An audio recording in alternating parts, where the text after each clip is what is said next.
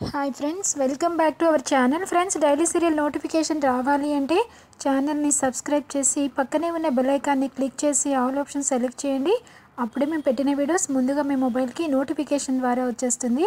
Okay friends, మరి upcoming review సూపర్గా అదిరిపోబోతుంది. మరి ఇన్నాళ్ళు రహస్యంగా చేస్తున్న మరి వల్లి వాళ్ళ అమ్మా నాన్న వ్యాపారం ఫైనాన్స్ కాదని బండి వ్యాపారం అని తెలిసిపోనుందా? మరి రామరాజు చేతిలో వల్లి కుటుంబానికి మరి బాగానే మూడిందా? అసలు ఏం జరగబోతుంది? అలాగే ప్రేమ కోసం మరి కొత్త జాబ్లో జాయిన్ అయిన ధీరజ్ రామరాజుకి తెలిసిపోతుందా? తెలిసి ఇంట్లో రణరంగమేనా? మరి ధీరజ్ల మధ్య ప్రేమ కొత్తగా చిగురించి మరికొంత బలపడాలి అనుకున్న వాళ్ళంతా ఖచ్చితంగా లైక్ చేయండి. ఇంకా ఆలస్యం చేయకుండా రివ్యూలోకి వెళ్ళిపోదాం. ఇంకా ఎపిసోడ్ స్టార్ట్ అవ్వగానే భాగ్యం ఇడ్లీ పిండి కలుపుతూ ఉంటుంది. పక్కనే వాళ్ళ ఆయన కూర్చుని మాట్లాడుతూ ఉంటాడు. అవునే భాగ్యం, అమ్మాయి ఫోను ఎన్నిసార్లు చేసిందో, ఫోన్లో మిస్డ్ కాల్స్ ఉన్నాయి అని చెప్పేసి అంటాడు. చేస్తే చేసింది లేవయ్యా, అది ఎప్పుడు ఎందుకు చేసిద్దంటే, అమ్మా మా తోటికోడలు అలా అనింది, ఈ తోటికోడలు ఇలా అనింది, మా అత్తయ్య అలా అన్నారు అని చావగొడుతుంది పెళ్లి చేసినప్పటి నుంచి. నిజంగా బయట ఆడపిల్లలు ఎలా ఉన్నారు అన్నది మన వల్లికి అసలు అర్థం కావట్లా. నేను కష్టపడి మోసం చేసో ఏదో ఒకటి చేసి దాన్ని ఒక పెద్దింటికి సంబంధం చేసుకున్నా. అది ఇంకా దాన్ని గొడవ అది పడాలి కదా, మనకెందుకు పద్దాకా ఫోన్ చేసిద్ది అని చెప్పేసి అంటుంది. అదేంటే అలా అంటావు? అమ్మాయి మనం మోసం చేసి పెళ్లి చేసాం కాబట్టి అప్పుడప్పుడు దానికి కష్టం వచ్చినప్పుడు మనం చూసుకోకపోతే ఎలాగా అని చెప్పేసి అంటాడు. ఎల్లయ్యా ఎళ్ళు, బాగా చూసుకో, వాళ్ళు ఇచ్చిన గిఫ్ట్లు సన్మానాలన్నీ తెచ్చుకుంది కానీ వెళ్ళు. నాకు తెలియదు మరి మనం చూసుకోవాలా లేదా అన్నది. ముద్దు చేస్తా గారాబం చేస్తూ ఉంటే 10 లక్షలు తీసుకొచ్చి ఇవ్వమంటుంది ఇప్పుడు వల్లి. ఎక్కడి నుంచి తీసుకొస్తాను అని చెప్పేసి అంటుంది. అదేంటే మరి అప్పుడు ఇచ్చేస్తాననేక తీసుకున్నావు నువ్వు? 100 చెప్తామయ్యా పెళ్ళిలో, అవన్నీ అవుతాయా ఏంటి? 1000 అబద్ధాలు చెప్పి ఒక పెళ్లి చేయమంటారు. నేను ఒక 10-15 అబద్ధాలు చెప్పాను, దానికే ఎలా అయిపోతుందా ఏంటి? నోరు మూసుకుని ఉండు అని చెప్పేసి అంటుంది. సర్లేవే, నీతో గొడవ నాకెందుకు కానీ ముందు మన వ్యాపారం ఏంటో చూడు. ఇప్పటికి వారం రోజుల నుంచి బండి పెట్టుకోలేదు, ఇవాళైనా త్వరగా బండి పెడతాను, త్వరగా చెయ్యి ఇడ్లీలు అని చెప్పేసి అంటూ ఉంటాడు. ఇంకా ఇది ఇలా ఉండగా మరి ఇంట్లో వాళ్ళంతా విచిత్ర విన్యాసాలు చేస్తూ ఉంటారు కదా. ఇటు నర్మద, అటు వల్లి, ఆఖరికి మరి పాత చింతకాయ పచ్చడైన రామరాజు వేదవతిలో కూడా ప్రేమ చిగురించిందంటే మన నమ్మశక్యంగా ఉంటుందా? అసలు వీళ్ళకి ఏమైంది, ఎందుకు ఇలా ప్రవర్తించారు అని అనుకుంటున్నారా? అవునండి, పోనీ నర్మద కంటే తన కోసం భర్త మరి గవర్నమెంట్ జాబ్ కొట్టడానికి మరి త్యాగం చేస్తున్నాడు. కుటుంబంలో రైస్ మిల్లో పనిచేస్తూ మొత్తానికి తనకి బోల్డంత టైం అంతా కూడా కేటాయించి జాబ్కి కొడతాడని చెప్పని తనలో నూతన ఉత్సాహం వచ్చి మరి వెంటనే వెళ్ళి సాగర్ని హాక్ చేసుకుంది. మరి వల్లికి ఏమైందో తెలీదు, కుళ్ళుబోతనానికి వెళ్ళి తోటికోడలు అలా చేస్తుంటే నేను ఎందుకు చేయకూడదా అని చెప్పి మరి సాగర్నేమో వల్లి హాక్ చేసుకుంటుంది. వీళ్ళిద్దరూ పోనీ ఏదో ఒకటి చేస్తున్నారనుకుంటే మరి ఆమెనికేమైంది, వేదవతికి ఏమైంది? తను కూడా కోడళ్ళ బాటలోనే మరి రామరాజుని వెళ్ళి హక్ చేసుకున్న తర్వాత అంతులేని ప్రేమ పుడుతుంది. మరి ఇటువైపున ప్రేమలో కొత్తగా ప్రేమ చిగురించడం కాదు, బాగా ముదిరిపోయిన ఆకులు అన్నట్టుగా పరుగులు తీస్తూ ఉంటుంది మన ధీరజ్ కోసం. ఇంకా వీళ్ళ ముగ్గురిని చూసి తను కూడా అలాగే హాక్ చేసుకోవాలని చెప్పి పరుగులు తీసిన ప్రేమకి మరి ధీరజ్ కనిపించంగానే ఇంకా వెంటనే వెళ్ళి వెనకాల నుంచి హాక్ చేసుకోబోతుంది. చేతులు వణుకుతాయి, ఒక్కసారిగా భయం వేస్తుంది. వెంటనే ధీరజ్ తిరగగానే తనకి నామోషిగా గిల్టీగా అనిపిస్తుంది. వెంటనే చేతులు వెనక్కి తీసేస్తుంది. ఏయ్ ఏంటి, ఏం చేస్తున్నావు అని చెప్పేసి అంటాడు ధీరజ్. అబే అని చెప్పేసి సైగ చేస్తుంది. ఒక్క ముక్క కూడా మాట బయటికి రాదు తనకి. ఎందుకంటే తనకేమో వాళ్ళని చూసి హక్ చేసుకోవాలనిపిస్తుంది. ఇటువైపేమో ధీరజ్ని చూశాక బెట్ చేస్తూ ఉంటుంది. ఇంకా కొంచెం దూరం వెళ్ళి అలాగే నించుని చూస్తూ ఉంటుంది. ఇంకా ధీరజే అక్కడి నుంచి వెళ్ళిపోయి అద్దం ముందు నించుని తల దూకుంటూ ఉంటాడు. ఇంకా అద్దంలో నుంచి చూస్తూ ఉంటే ప్రేమ మళ్ళా ముందుకు వచ్చి చేతులు ఇలా చాపి తనని హగ్ చేసుకోవాలని అనుకుంటూ ఉంటే, అసలు ఏంటి, ఏమన్నా నాతో మాట్లాడాలా అని చెప్పేసి అంటాడు. ఆహా, అదేంటి మౌనవ్రతం ఏమైనా చేస్తున్నావా అని చెప్పి అడుగుతాడు. అలా అలాంటిదేమీ లేదు అని చెప్పేసి అంటుంది. మరి ఏంటి నీ ప్రాబ్లం? అక్కడేమో ఏదో చేయబోయావు, ఇక్కడికి వచ్చేమో మళ్ళా వెనకాల నుంచి ఏదో చేస్తున్నావు. నిన్ను చూస్తుంటే ఒకటి అనిపిస్తుంది, చెప్పమంటావా అనగానే, చెప్పు. ఏంటంటే కరెంట్ షాక్ తగిలిన కోతిలాగా చిత్ర విచిత్రంగా ప్రవర్తిస్తున్నావు. ఒకసారేమో నీలో నువ్వే మాట్లాడుకుంటావు, ఒకసారేమో అటువైపు చూసి ఓరగా నవ్వుతూ ఉంటావు, ఒకసారేమో పరుగులు తీస్తూ ఉంటావు, ఒకసారేమో ఇలా చేస్తూ ఉంటే నాకు అనుమానం వస్తుంది నీకేదన్నా అయిందేమోనని. ఇదిగో ఇది నేను ఎక్కువగా ఆలోచిస్తుంటే అదే అనిపిస్తుంది. కాబట్టి నిన్ను హాస్పిటల్ తీసుకెళ్తాను. ప్రేమ, నేను ఇవాళ కావాలంటే డ్యూటీకైనా సెలవు పెడతా, నిన్ను హాస్పిటల్ తీసుకెళ్తాను అని చెప్పి అనగానే ఇంకా ఏం మాట్లాడకుండా తను ఏం మాట్లాడుతున్నా ప్రేమ చెవుల్లోకి ఎక్కకుండా ఉంటుంది. ఎందుకంటే ప్రేమ లోకంలో గింగిరాలు తిరిగిపోతూ ఉంది. ఇంకా ఇదిలా ఉండగా వెంటనే మళ్ళా అదో రకంగా చూస్తూ ఉంటే, ఏంట్రా ఏం మాట్లాడుతున్నావు అని చెప్పి అనగానే, అదే హాస్పిటల్కి తీసుకెళ్తాను అంటున్నాను. ఏం అక్కర్లేదులే అని చెప్పేసి అంటుంది. మరి ముదిరిపోతే ప్రమాదం తెలుసా అనగానే, ఏదో ఒకటి నేను చేసుకుంటానులే, నువ్వు వెళ్ళు అని చెప్పేసి అంటుంది. ఇంకా ధీరజ్ బయటికి వెళ్ళిపోగానే ప్రేమ ఒకేసారి గుర్తు చేసుకుంటుంది. నువ్వు ప్రేమలో పడిపోయావో తెలుసా అని చెప్పి నర్మదా అన్న మాట గుర్తు చేసుకుని, నిజంగానే నేను ప్రేమలో పడిపోయానా? నిజంగానే నా ఫీలింగ్స్ అన్నిటికీ అర్థం ప్రేమేనా? చచా, నేనెందుకు పడిపోతాను? అమ్మ బాబోయ్, ప్రేమ గీమ దోమ అన్నానంటే నా ఎడ్యుకేషన్, నా స్టడీస్ ఏమైపోవాలి? అసలు వాడితో నేను ప్రేమలో పడిపోవడం ఏంటి? చిచి అని చెప్పేసి ఒక్కసారిగా విదిల్చుకుని మామూలు నార్మల్ అవడానికి, కూల్ అవడానికి ప్రయత్నిస్తూ ఉంటుంది ప్రేమ. ఇంకా ఇదిలా ఉండగా వల్లి తన రూమ్లో కూర్చుని బట్టలన్నీ మడతలు పెట్టుకుంటూ ఉంటుంది. ఇంకా అప్పుడే వస్తుంది వేదవతికి రామరాజు ఫోన్ చేస్తాడు. వెంటనే లిఫ్ట్ చేసి, చెప్పండి అని చెప్పి అనగానే, ఏంటి ఏంటి బుజ్జమ్మ, నీకు నేనేం చెప్పాను, నువ్వేం చేసావు అనగానే, ఏం చెప్పారండి, నేనేం చేశాను అనగానే, నగలన్నీ బ్యాంక్లో పెట్టాలి అని చెప్పినప్పుడు సరే అన్నావు, కానీ నగలన్నీ కూడా బ్యాంక్లో పెట్టేశాం కదా, మరి వల్లి నగలు రాలేదేంటి అని చెప్పేసి అడుగుతాడు. అదా, వల్లి నగలు ఇవ్వలేదండి. అదేంటి బుజ్జమ్మ, అందరికీ ఒక రూలు తనకొక రూలా? అసలు ఉన్నవే తనకు కదా ఎక్కువ నగలు, తన ఇంట్లో ఎలా పెట్టుకుంటుంది అనగానే, ఆ రోజు నేను ఎంత చెప్పినా వినలేదండి. ఏదో ఫంక్షన్ ఉందంట వాళ్ళ పుట్టింటి వాళ్ళ సైడ్ నుంచి, అందుకని మళ్ళా ఎవరు తిరుగుతారు అత్తయ్య, ఆ ఫంక్షన్ అయిపోయిన తర్వాత ఇస్తానని చెప్పింది, అందుకే ఇవ్వలేదండి అనగానే, ఫంక్షను ఒక నెల రోజులు ఇంకా టైం ఉంది కదా, ఈ నెల రోజులు, ఒక వారం రోజులు చాలు, ఒక్కరోజు చాలు కళ్ళు మూసుకుంటే దొంగలు ఎత్తుకెళ్ళిపోవడానికి.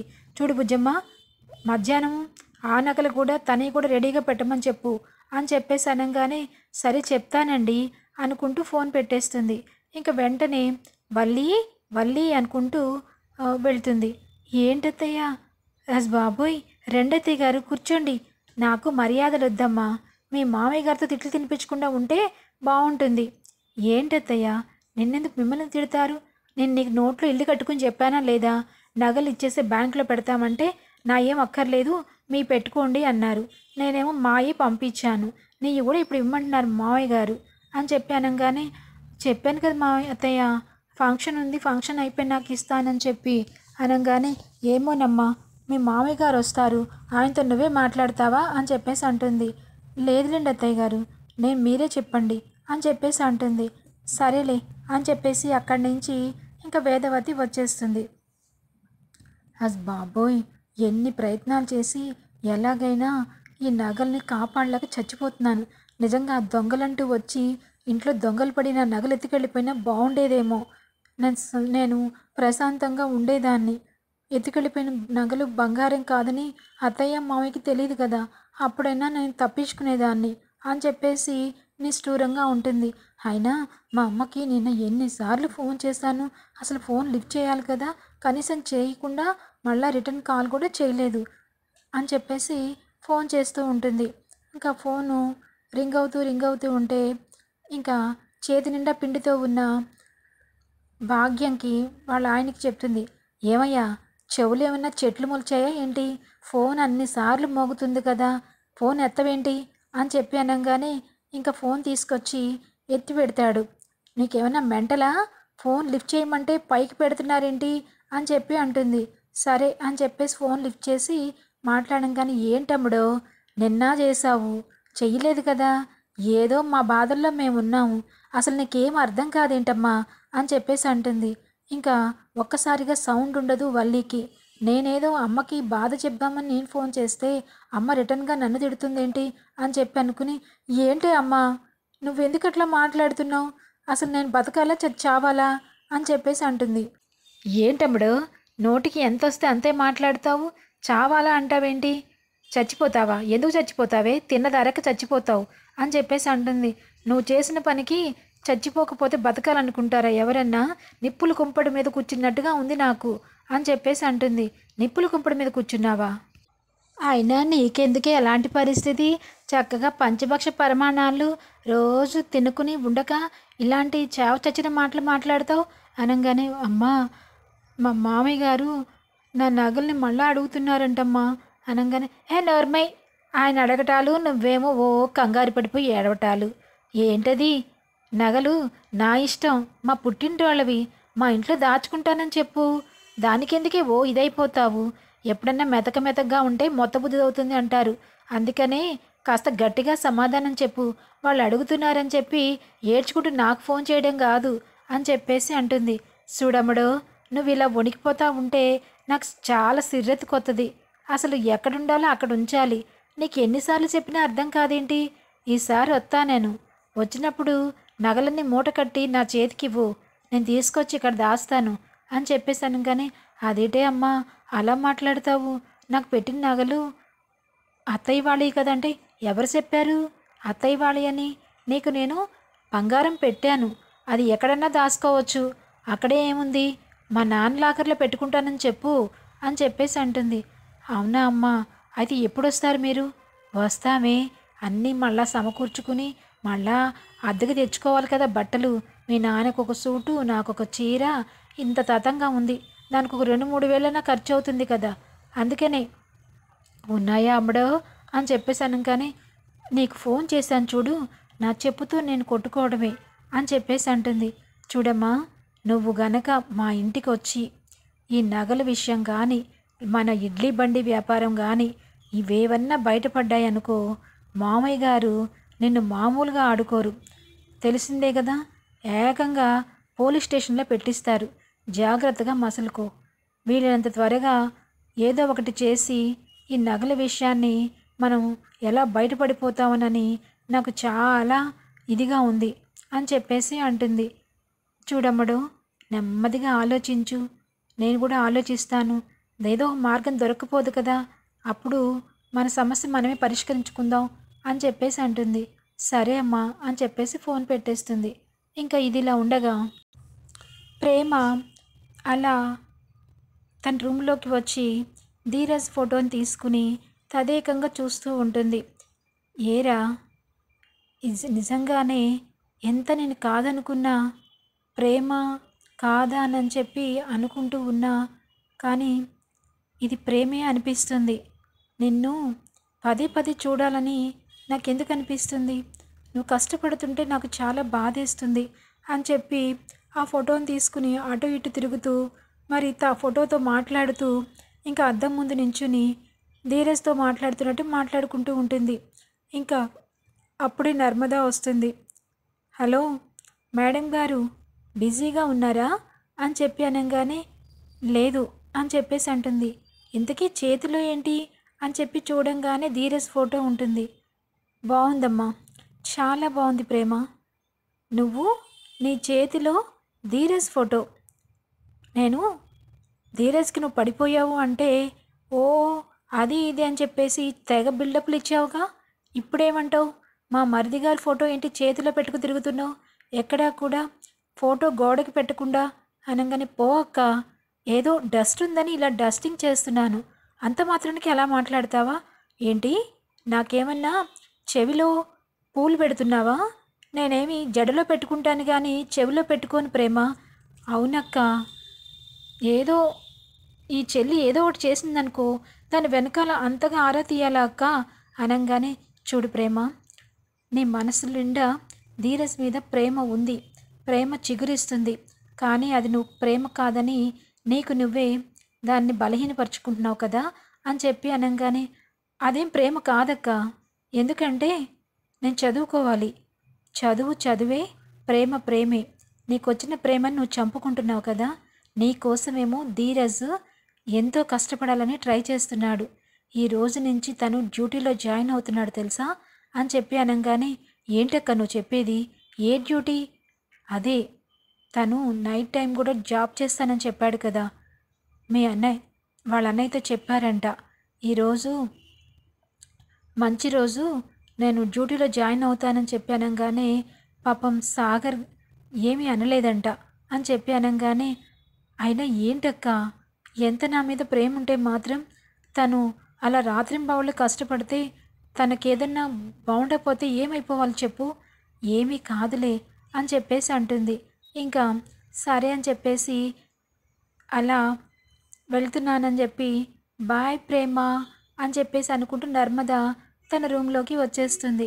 ఇంకా ఇది ఇలా ఉండగా మరి చందు ఆఫీస్ నుంచి రాగానే వల్లి వెళ్ళి వెంటనే తనకి కాళ్ళు కడుక్కోవడం నీళ్ళు ఇచ్చి తనని టవల్ ఇచ్చి తీసుకుని వస్తూ ఉంటుంది. ఏంటి వల్లి, ఏంటి చాలా ఆనందంగా కనిపిస్తున్నావు అని చెప్పి అనగానే, అబ్బే ఏం లేదండి, నా మొహం తగలయ్యా, నా మొహం కోపంగా ఉన్నా ఆయనకు అర్థం కావట్లేదు, బాధగా ఉన్నా ఆయనకు అర్థం కావట్లేదు, నా బాధ అంతా నా నగల కోసమైతే ఈయనేంటి ఆనందంగా ఉన్నామని అడుగుతారు అని చెప్పేసి అనుకుంటూ, ఏం లేదండి, మనం ఎక్కడికి వెళ్ళలేదు కదా, అక్కడ సినిమాకైనా వెళ్దామా అని చెప్పేసి అడుగుతుంది. సినిమానా?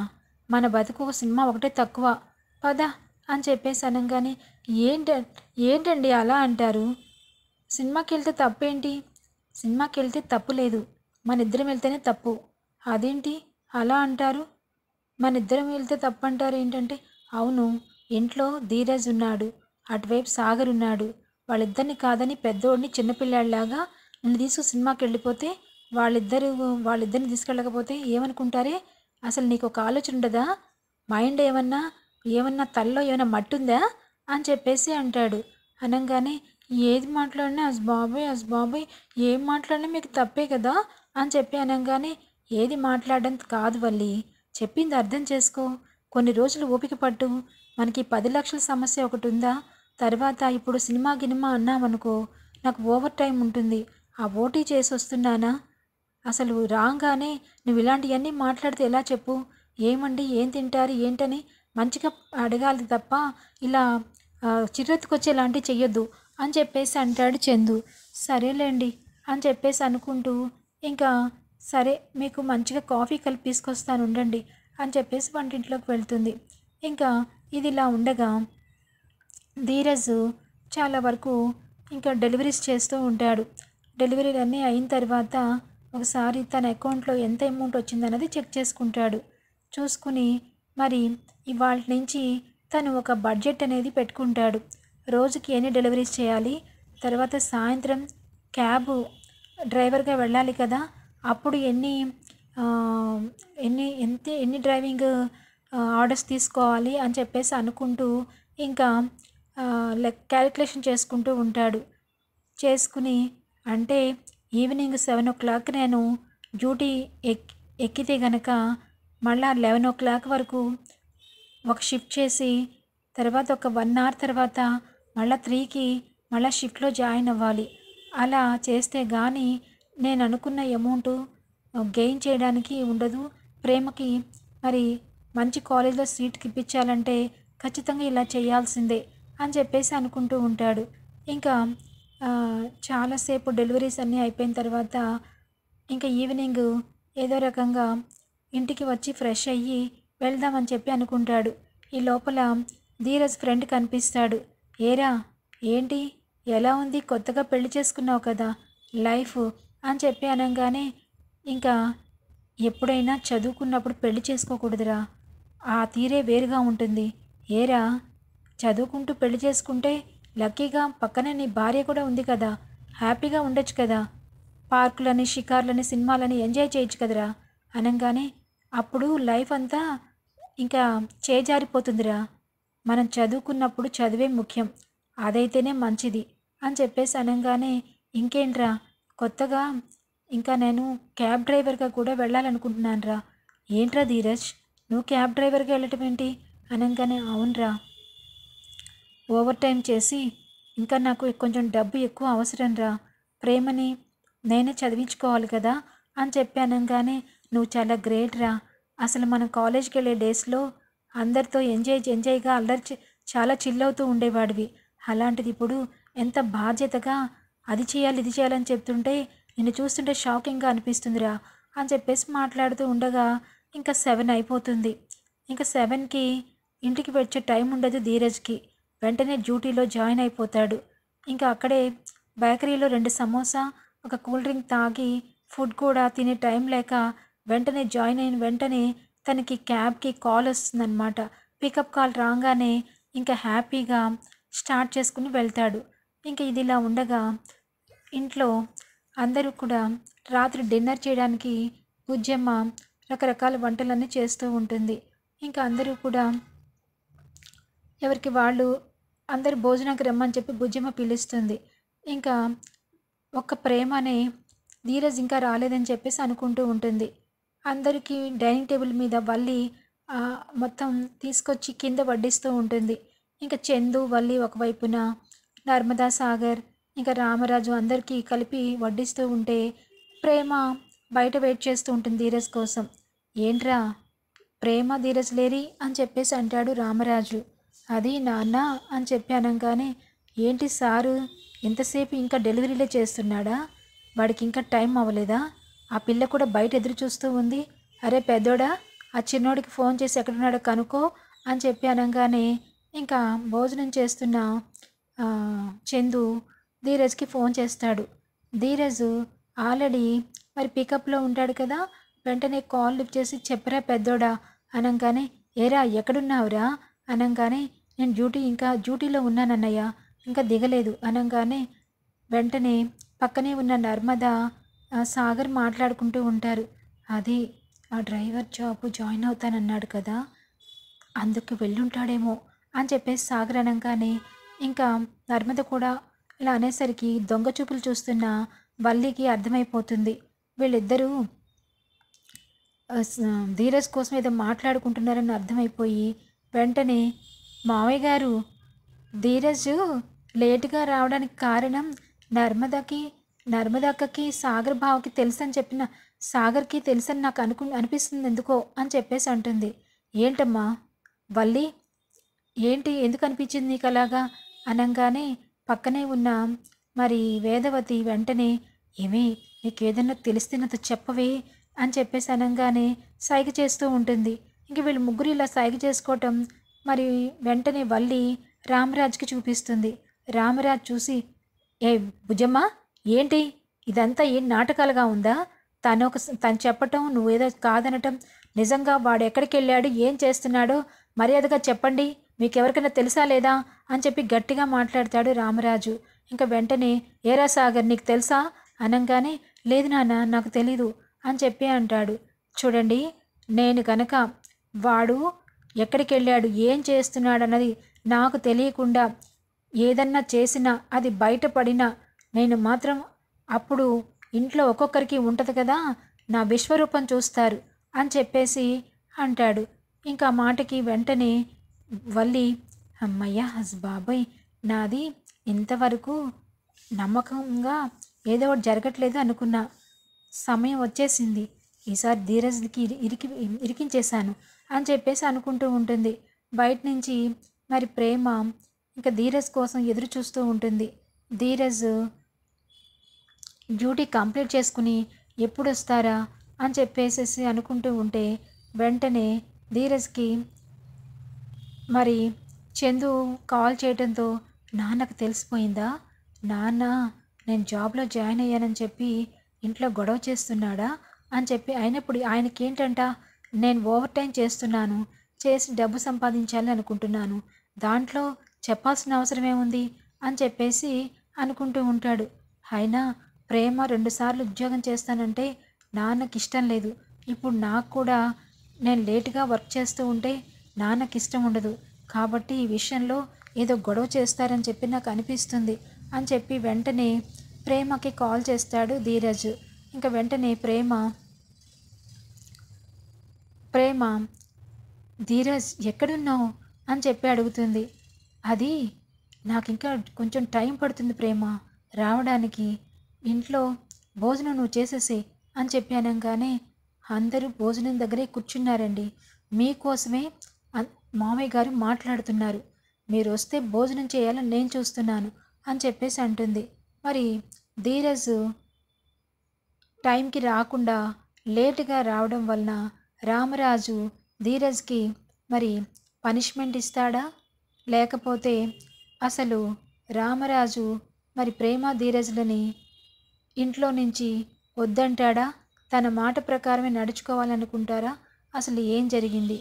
అలాగే అదే సమయంలో మరి రా ఇంటికి వస్తానని చెప్పి అన్న భాగ్యం వాళ్ళ ఆయన ఇద్దరు కూడా మరి రామరాజు దృష్టికి వస్తారా? రామరాజుకి వాళ్ళ వ్యాపారం ఫైనాన్స్ కాదని బండి వ్యాపారం అని తెలిసిపోతుందా?